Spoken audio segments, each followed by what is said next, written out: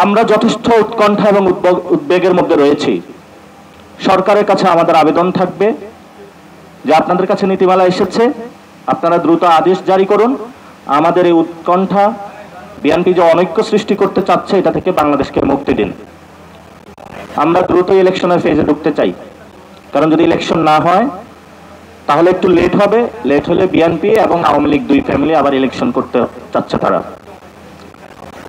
বাংলাদেশে আগামীতে বিএনপির সেই স্বপ্ন আমরা বাস্তবায়ন হতে দিব না।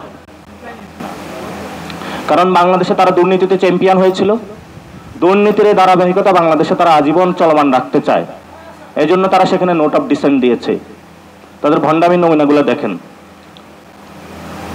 আপার হাউসে হলো ভাইয়াকে জবাবদিহিতা করা হবে যে ভাইয়া আপনি যেটা করতেছেন এটা তো সংবিধান অনুযায়ী যাচ্ছে না।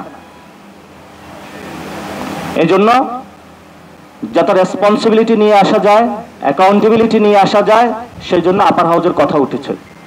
কিন্তু বিএনপি সেটাতে নোট অফ ডিসেন্ট দিয়েছে।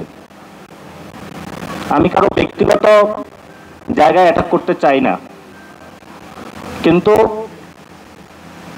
জনতার রক্তের উপর দিয়ে যে কনসেনসাস কমিশন সুপারিশমালা দিয়েছে,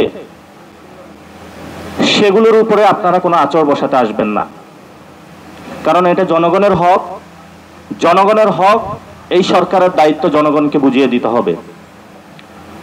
নতুন কথা তারা নিয়ে এসেছে, জুলাই সনদের আইনি ভিত্তি দেওয়ার এখতিয়ার হলো, এখতিয়ার নাকি ডক্টর ইউনূসের নাই।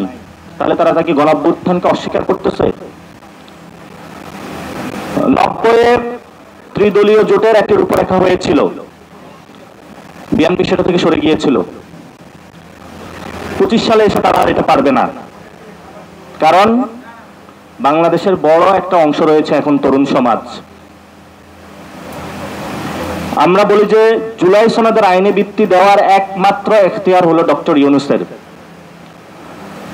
ডক্টর ইউনূস বাংলাদেশের সামনে অতি সত্বর শহীদ মিনারে গিয়ে জনগণের সামনে উপস্থিত হয়ে জুলাই সনদের আইনি ভিত্তির আদেশ জারি করতে হবে। যদি সেক্ষেত্রে কোনো ব্যত্যয় হয় তাহলে সেটা আমরা কিভাবে করব, সেটা আমরা বাংলাদেশের জনগণকে আবার রাজপথে দেখিয়ে দেব ইনশাআল্লাহ।